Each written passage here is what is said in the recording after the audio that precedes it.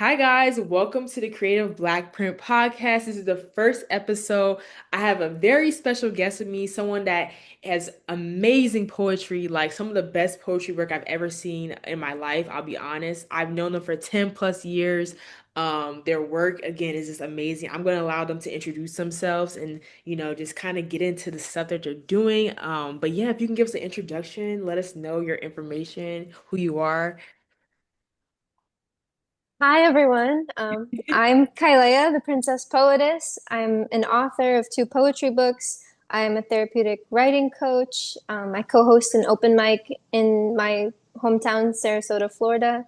And yeah, I'm so honored to be here for the first episode of this podcast. Yeah, I can't believe it's been 10 plus years or 10 years of knowing each other. That's crazy. That's actually crazy.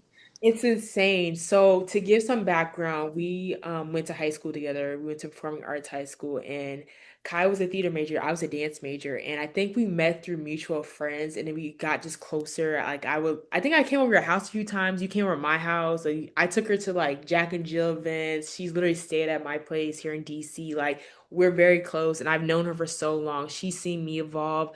I've seen her evolve. Like, it's really just this is a very full circle moment because I would say we're doing all the stuff we talked about that we wanted to do in high school and even just things that we want to accomplish. Like she is a great like writer. Like her work is like honestly some of the again, like I'm not just saying that some of the best work I've written. Like it just for me when I read her work, it's like I feel like the imagery is like in my head. Like some work I can read, it's like I don't really have anything kind of developing in my head. But with her work, I feel like I see imagery, like it's actually connecting to like my brain in a sense. Like I feel connected to it. So I don't just say that lightly, but definitely check out her work. She just dropped her new work, Rebel for Love, just launched July 7th. Just to give some background, she's a literary artist, poet, and philosopher. Her work is marked by raw, introspective reflections on love, loss, and longing, earning recognition through her writing contests and publications. Congrats, that's amazing. I mean, I already knew this, but gotta let the people know. She's also she graduated as a trustee scholar in creative writing from Ringling College of Art and Design in 2022. Her debut poetry collection, In Time I See, I love the wordplay on that, by the way, was released in 2023, and her newest collection, Rebel for Love, just launched on July 7th. Both books are now available on Amazon in paperback and Kindle. So, again, I will have the links in the bio for my Instagram and also for this episode when it drops on YouTube. So, please purchase her work, guys. Like, again, she's topping the charts on Amazon. She posted the other day. She's number one, right? Asian American poetry, correct? It changes all the time, but yeah, but for like the first couple of days it was, I think it's number three right now. So that's cool for new release in Asian American. Yeah, it's That's cool. amazing. Yeah, she's slight flex. She's like very humble with it. But guys, look, we have a great talented poetry. Like this is amazing. So again, I want to kind of dive into like your work. So I guess could you kind of give us like an overview of In Time I See and Rebel for Love? Like where do you draw your creative inspiration from? Like just give us some background on that for people that aren't really familiar with your work. Sure, yeah. So I started writing probably, I think the oldest poem that I have in Time I See, my first book, because I went through my old journals and I picked out poems that I wrote from as young as 6 is my first one, through like my all my teenage years into early adulthood. So it's like a mix. It's definitely an eclectic mix, but yet like the themes of I feel like the okay, I'll give you the overview of In Time I See first, which in Time I See, if you say it really fast without any gaps in it, it's intimacy, Yeah, right?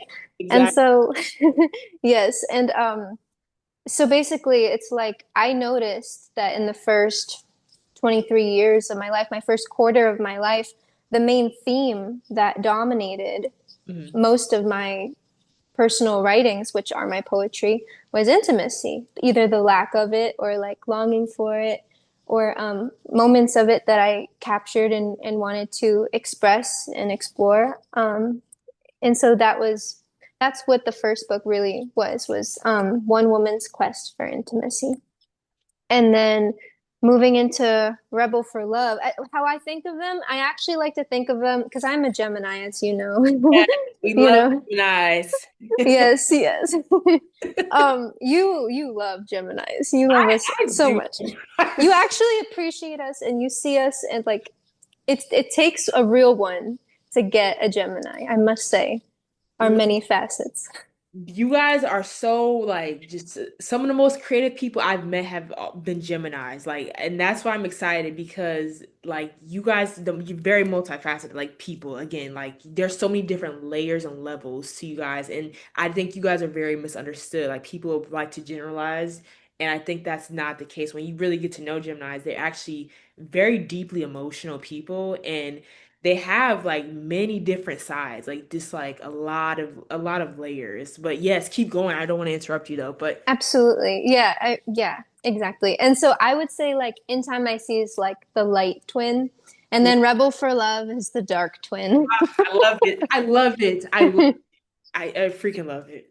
Yeah, so Rebel for Love picks up where In Time I See takes off, kind of like this journey where it takes you, and then like you get to like a different kind of energy by the time you get to the end of the first book. And that's kind of like, yeah, where the second book picks up.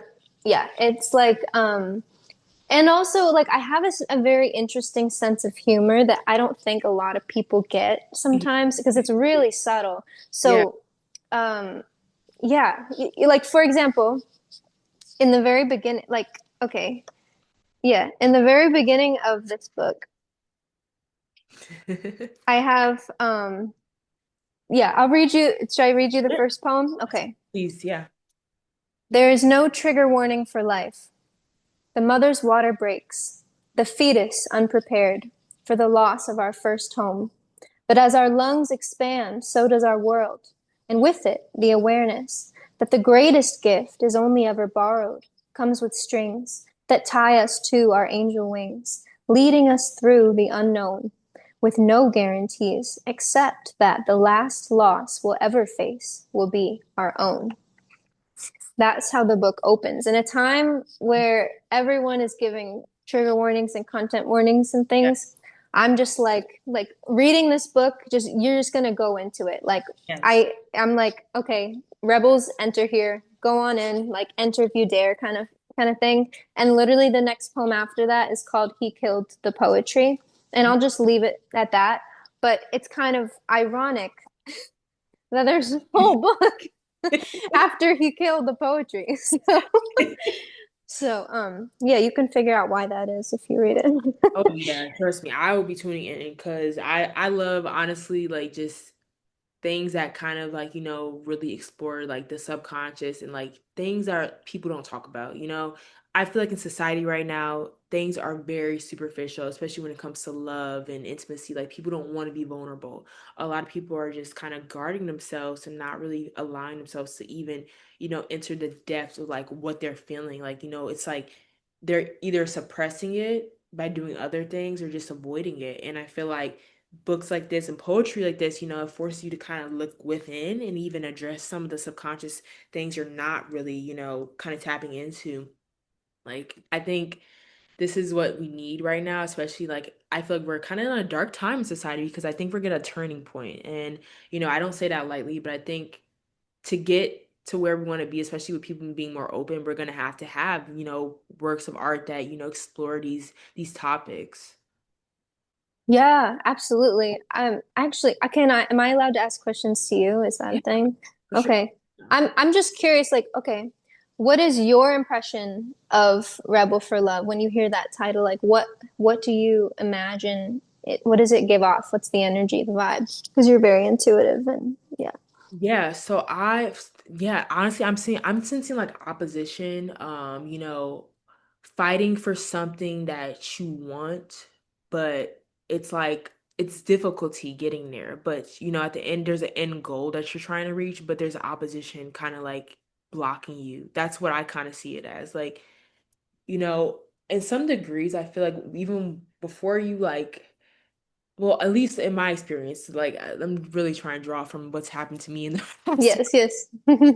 I feel like that title, Rubber for Love, connects to a very personal experience I had with someone that you know, before we even got together a long time ago, this was in the past. I'm not with anyone right now, but before I got with this person, there was so much opposition for me to get with this person. And I feel like I was even kind of like questioning whether or not like the feelings I have for this person were real. And I feel like that is kind of like the thing. I don't know, when I think of rebel feelings, like that kind of triggers me in a sense where it's like, all right, like rebelling against something, like, like you're kind of just opposing what you know. I don't know. That's kind of what I'm getting. But tell me if like I'm completely off, like. No, no, I wanted like I'm always curious because like I want to know because I feel like everyone is a rebel for love in their own right, and so like it means different things to different people. So I love that take. I think that that's really fascinating. For me personally, it was like how the other one's one woman's quest for intimacy. This one's one woman's fight to see if she can still be loved in all of her vulnerability. So it's like Yeah. when you're fighting for love, like some, it's like, yeah, like you're willing to go through that opposition that you're talking about for the chance at something real, and like you're not half-assing love, like you're going all in. And Right. and with that, it's a huge risk, right? And that's why I say now people don't want to take that risk. No They one wants don't. to, explore the what can. It's always people I feel like regret. Like that's the thing. Like people regret things that they didn't. They're like, I wish I would have, explored that connection I had with someone. I wish I would have allowed myself to, get to that point with a person, like get like like we all have regrets, and I feel like kind of what you're saying, like that definitely like that's just triggering to me, like just not in a bad way, but just like that's what I'm literally thinking about, like no one wants to really open up their heart, even though I think right now there's a lot of people want to be vulnerable, they want someone to connect with, but no one's allowing themselves to get to that point. We're all very well, not we're all, but like a lot of people are guarded, and that's due to trauma Hmm. in their life, even just like, yeah, this it's things that's happened that's forced us to be this way. But it's like, how do you as a person, you know, go past that and allow yourself to open up your heart, even for your experience, you think how have you like tried to keep what have you kept your heart soft through these experiences? Because I obviously, you have to draw your creative inspiration from somewhere with the work that you have done. Has that been a journey, a struggle? Like, how would you describe your process of even just being within your life, being intimate and vulnerable in a sense? Oh my gosh. Yeah, I love everything that you just said and agree wholeheartedly. Yeah, I am somebody who is committed to feeling everything. I am not like a numb out kind of person. Mhm. I've been surrounded by people who self-abandon through substance abuse, just different generational patterns I've witnessed. I'm like, I vowed that I didn't want to recreate those patterns. And for the longest time, I thought that because I didn't choose the same like certain lifestyles that I was not self-abandoning. Oh, well, I'm not married. Oh, well, I don't abuse drugs. Oh, well, I'm not doing this. And I thought I was protecting myself Yeah. from the detrimental impacts that I saw all around me. And then I realized, oh shit, I actually don't need to do like there's so many ways that you can like leave yourself out of your own love, and like the main question that Rebel for Love ponders is like, what love are you in if you leave yourself out truly? Right. Yeah. And so it's like you can be so devoted to something, and you can be the soft among the hard, but then like sometimes I think, it like love is a battle, man, and like you gotta have your armor because sometimes if you're the only one who's soft, then you get stabbed a lot. And it's like, Yeah. being a poet, it's good because I can alchemize that. I can take the raw emotion, I can take the darkest depths, and I can turn it into something that is healing, that is beautiful, that is meaningful, not just for myself, but also for others. And that makes it worth it for me. And at the same time, it's like they're the real scars that these battles leave on our hearts, and it makes sense why people get closed off from fear and from being hurt and from traumas and like fear not just of what might happen, but fears of what has happened Right. time and time again in different ways. And honestly, I would say my like I recently went through like an emotional and like spiritual reawakening Mhm. when I lost my brother this past May, because it really just like my heart, like I thought that I knew pain, I thought that I knew heartbreak, and like, and then that just completely it unearthed new levels of pain within my heart that I didn't know existed, or actually that I knew existed because I feel like I had been grieving him my whole life and Yeah. actually looking for pieces of him in my romantic relationships subconsciously, and Mm, like wanting to like save and rescue and wanting to like, you know, make things work. If I just love someone hard enough, it could work. Like that was kind of the mentality that I got stuck in, that I trapped myself in. And in doing so, I actually like blocked the love um, that I desperately needed, that my inner little girl needed. And so much has come up, like, yeah, in the past year, honestly, this year, this snake. So, um, yes, it is. yeah, I No. would say that, like, I don't know that, like, what is love, right? So when you're a rebel for love, like everybody defines love differently. Yeah. Yeah. What is love to you, Taryn? I want to know. Yeah, I feel like, and thank you for sharing that, like that, being so vulnerable and open. I really appreciate that. I want to acknowledge that because it's not easy to share things like that. And I'm so sorry for your loss, like, um, I feel like love to me, what I've seen it as is like sacrifice. I've seen it as being extremely loyal to like some degree. Like even I've seen people be in love. I've seen even myself in love. I've lost myself in love. I think that's the biggest thing for me. It's like being so deeply committed, loyal to somebody, even when, other people around you are like, what do you see in this person?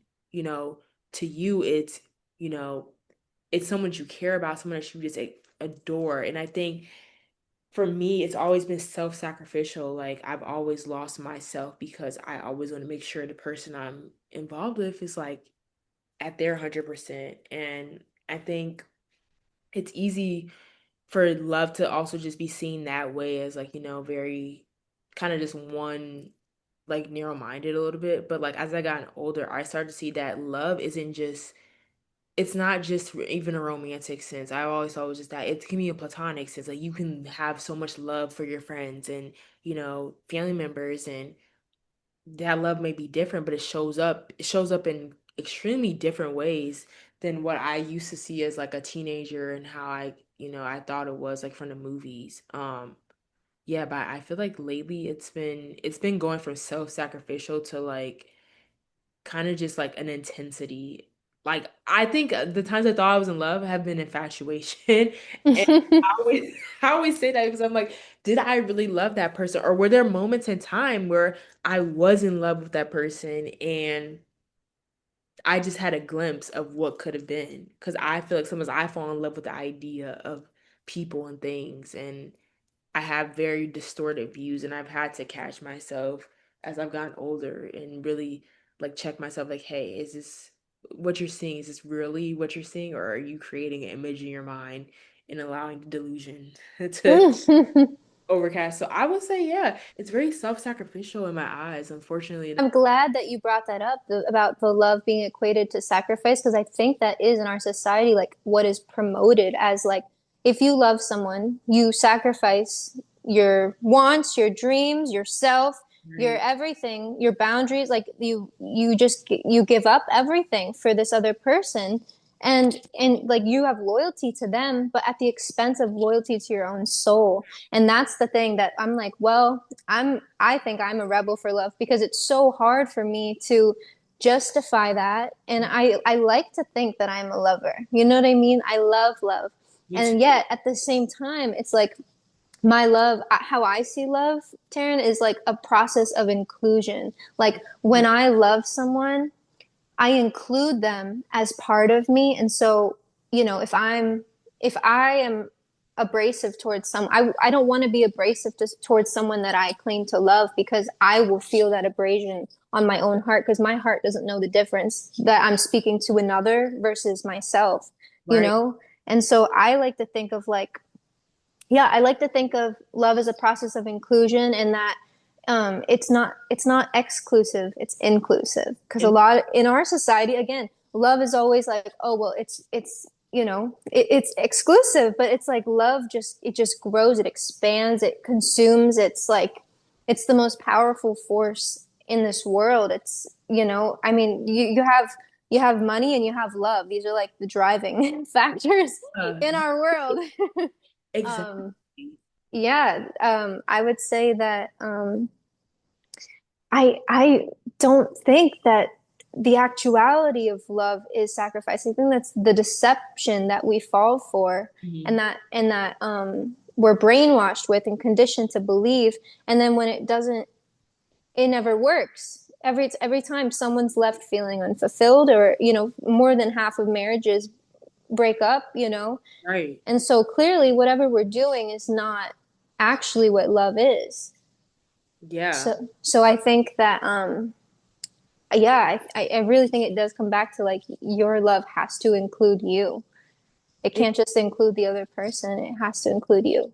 and even going into kind of like gender roles in society for women, it's always been, just married to stay afloat, married to, maybe don't include love, but you have to sacrifice something to be with a man or woman. Like you have to sacrifice some element.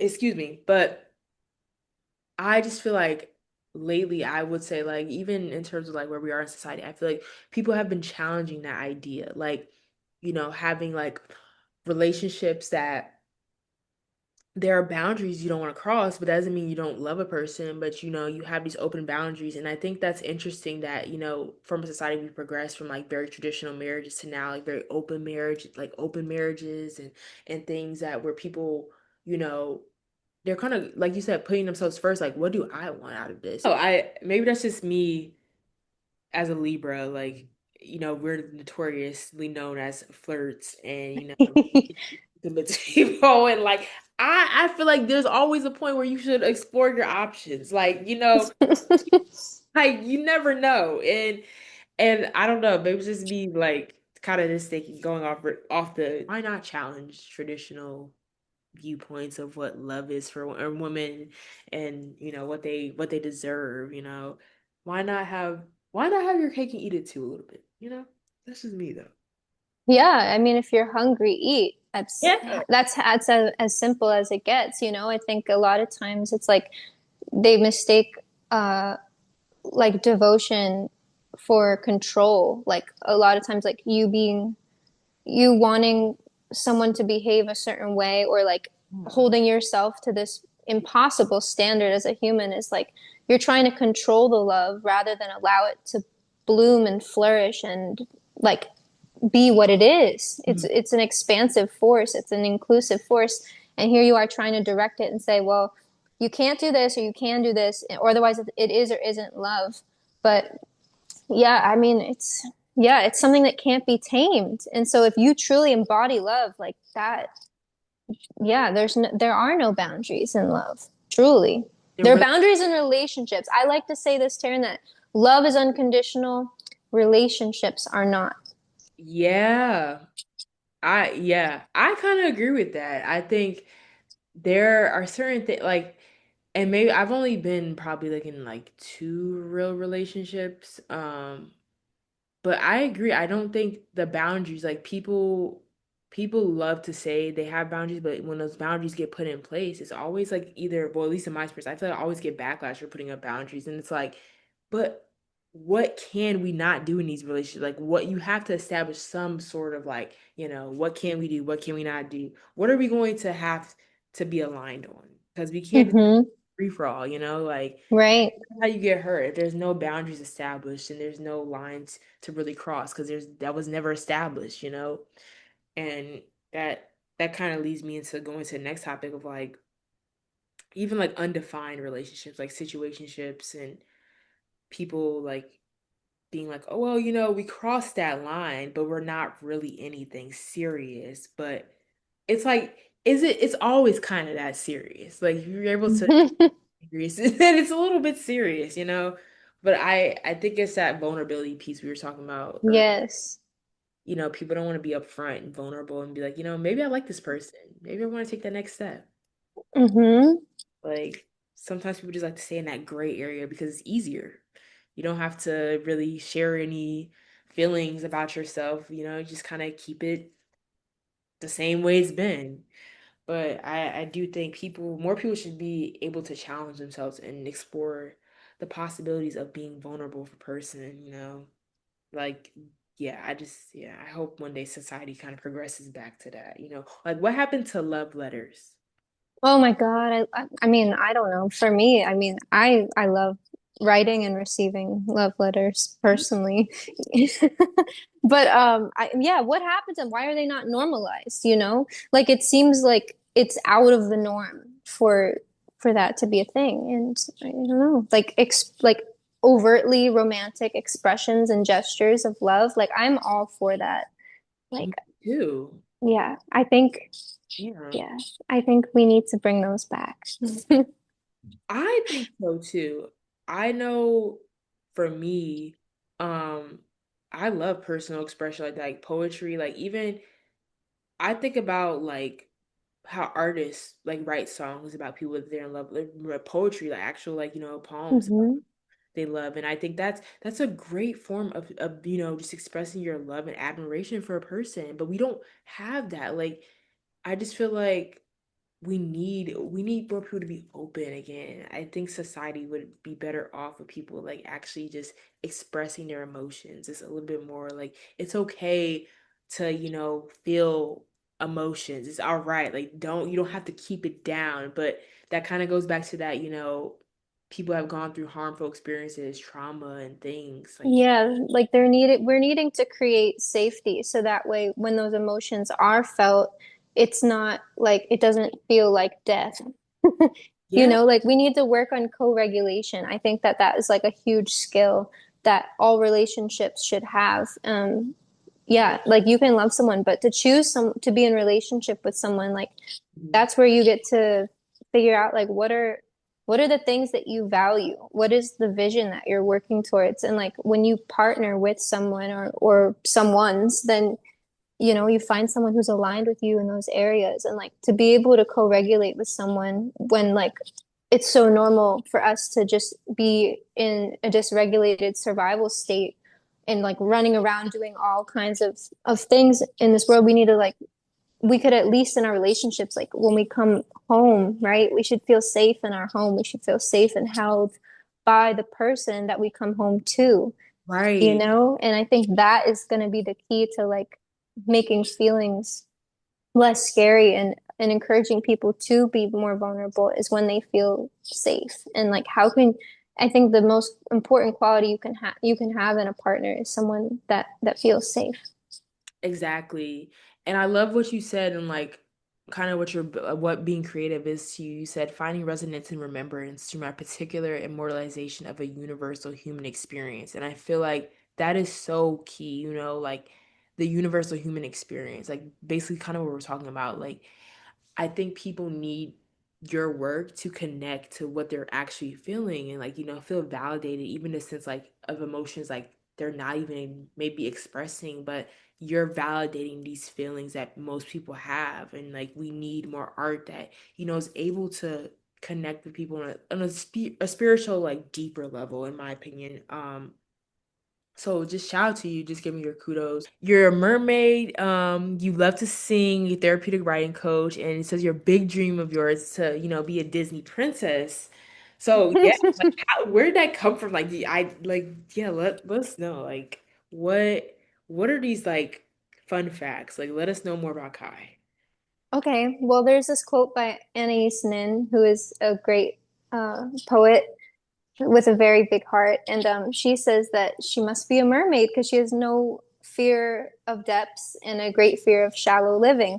Yeah. And I was gifted a notebook with that quote on it before I even knew who she was, and like I was like, wow, I love this. So, like I feel like a mermaid. Like since I was a little girl, I loved, you know, mermaid. What little girl doesn't love mermaids? But like I feel like I just grew into that more, and as I got older, it was more of like metaphorical oceans, not just the literal one, that Yeah. I love. And so like, yeah, I love to explore my inner landscapes. And I think that's my mermaid self. But I do actually have a mermaid tail. It's in my closet and I like to swim in it sometimes when I can. Um, and then with the princess stuff, I mean, even in high school, I think when like I forget who was doing my makeup for some show behind the scenes, but they're like, "You have Disney princess eyes," and I was like, "Whoa, like that's cool." Like I love Disney princesses. I before I like went to Ringling, I was like, "Okay, what do you want to be when you grow up?" I want to be a Disney princess, like but I was like, "Oh, I'm too short. I can't," for the parks and stuff, and you get paid minimum wage, so like that's not really going to be a career. But then I went to Ringling and then I got to play Pocahontas and Jasmine. And now I do Moana for kids' birthday parties. So in a lot of ways, I did get to be a Disney princess. Like, I got to, what is it? But there's weird connections between me and Disney princesses. And I don't know, I'm a manifester in human design just like you. So, like, we're very, I don't know how things come to be, but like, for example, when I was 15, remember I got pigs for Yes. pets. She has pigs, guys. Yeah. It's so Then, then Moana comes out, and what's her sidekick? A pig. it And then there's more to it. And yeah. then the princess that comes out the next princess that comes out, like what was this, 2021, the Southeast Asian one, Raya, yeah, so she's of like Southeast Asian ancestry, and like every when she came out, like so many people were like, oh my god, she looks just like you, or you look just like her, and like that's crazy. And like I feel like anytime a new Disney princess has come out from like that isn't like Frozen, obviously, but like I kind of can look like them. Like I feel like I'm as Yeah. a mixed person, I'm like Mhm. ethnically ambiguous enough that like I can morph and Yeah. and look like a bunch of different of the princesses. So it's fun. I enjoy it. Love this. Yeah, and I feel like I created the princess poetess archetype Mhm. to like because I am my own princess in a way. So who knows, maybe it's a dream. It's still possible. I mean, Oh, even it's for sure going to happen, and I already know. Like you say, you manifested so much, and so many of the things we talk about, guys, have like really come to fruition, and it's amazing just to see. Like, there's power in your words. There's power in your belief in things you want out of life. You can get that, and yeah, that's definitely. I want to say that's we've seen it happen countless times. I thank everyone for being here. Yeah, thank you so much, Kai.